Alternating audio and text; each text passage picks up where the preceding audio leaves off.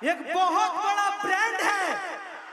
जैसे मेरे जीवन में जैसे हम लोग बिग ह्यूमन का स्पार्की का पैंट पहनते हैं, उसी तरह से मेरे भैया, इनका नाम मेरे लिए ब्रांड है।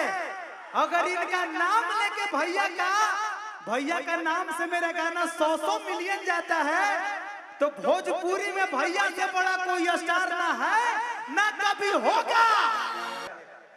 यहाँ सामने लड़ोगे तो प्रोग्राम खराब हो जाएगा।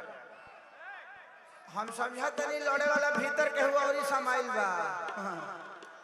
बिहार में बंद बा तो यही जरूर मिलता ना। एक नंबर पप्पू भैया, इन लोग का डेली का आदत है ये।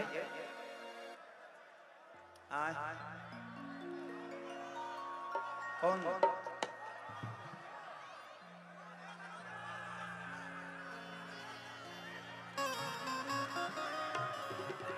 अच्छा जरूर आराम से आप लोग बैठ जाएंगे तो ज्यादा मजा आएगा। आप लोग बैठिए ना, बैठ भाई आ जाइए इधर आ जाइए। हमार का गलती भाई में तू बताओ, में हमार तो गलती नहीं की। प्यार से इधर झगड़ा लड़ने का नहीं। लड़ना है तो उसके लिए जगह उधर हम लोग अखाड़ा लगाए हैं। लड़ने का भी व्यवस्था है और कुछ करने का भी व्यवस्था है, तो आप लोग उधर जाके लड़के इधर आ जाने का।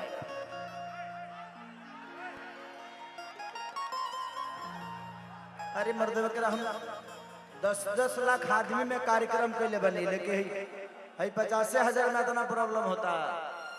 प्यार से सब अपन कार्यक्रम है, तोहरे लोग खाती कल गई बा। ऐसा नहीं खे जे पप्पू भैया अशोक भैया अपना खाती कैले बोलो, ये तोहरे लोग खाती कार्यक्रम कल गई बा, ताकि तेरा लोग के मनोरंजन मिल सको। ठीक बा? दिखाओ। और मैं एक बात भैया के लिए बोलना चाहता हूँ कि ये खेसारी जो नाम है ना, एक बहुत बड़ा ब्रांड है। जैसे मेरे जीवन में जैसे हम लोग बिग ह्यूमन का स्पार्की का पैंट पहनते हैं, उसी तरह से मेरे भैया, इनका नाम मेरे लिए ब्रांड है। अगर इनका नाम लेके भैया का नाम से मेरा गाना 100 मिलियन जाता है, तो भोजपुरी में भैया से बड़ा कोई स्टार ना है ना कभी होगा। एक बार भैया के लिए जोरदार ताली बजा के स्वागत कीजिएगा। आज मैं जो कुछ भी हूँ वो भैया का देन है। मेरे लिए भगवान है, एक ऊपर महादेव और नीचे मेरे महादेव है। जय श्री राम है मेरे लिए मेरे भैया। एक नहीं, खेसारी कोई बहुत बड़ा इंसान नहीं है, बस मैं लोगों का प्यार हूँ, इससे ज्यादा बड़ा नहीं हूँ और लोगों के प्यार में ही रहना चाहता हूँ। और जहाँ तक स्टार की बात है, भोजपुरी में बहुत सारे स्टार हुए हैं, आने वाले समय में होंगे। आपके जीवन में मेरा योगदान कुछ नहीं है, आपने मेहनत किया इसलिए आप यहाँ तक पहुंचे।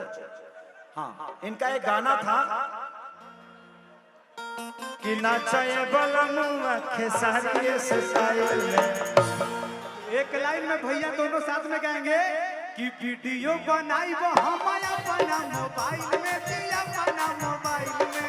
वीडियो बनाई वो हमारा अपना मोबाइल में, दिया अपना मोबाइल में। और मैं बता दूं कि भैया जैसा डांस भैया कोई नहीं करता है भैया, भगवान का सौ। अरे नचे बलमुआ नचे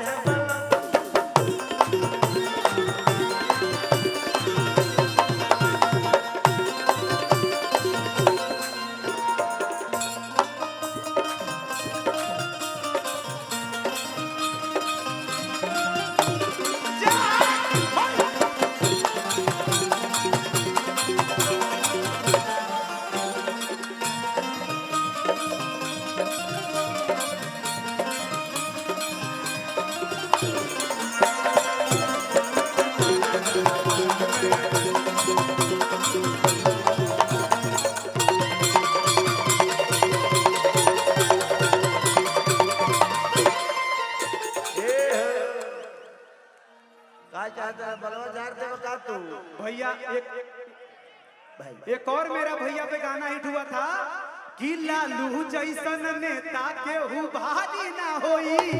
अरे अलुआ से बढ़ के कवनो तरकारी ना होई कि कमर के तनो के हो हिलाई बाकी खेसारी ना होई।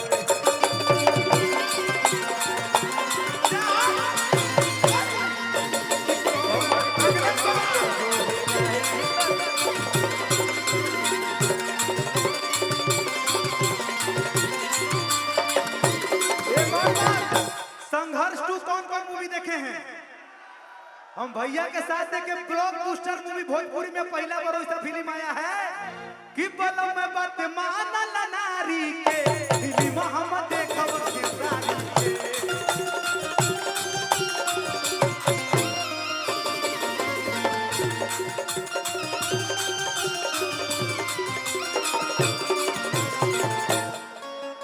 एक और मेरा मूवी अभी दिलर मेहदी जी ने एक गाना गाया है रंग दे बसंती, जो कि बहुत बिग बजट में शूटिंग हुआ है।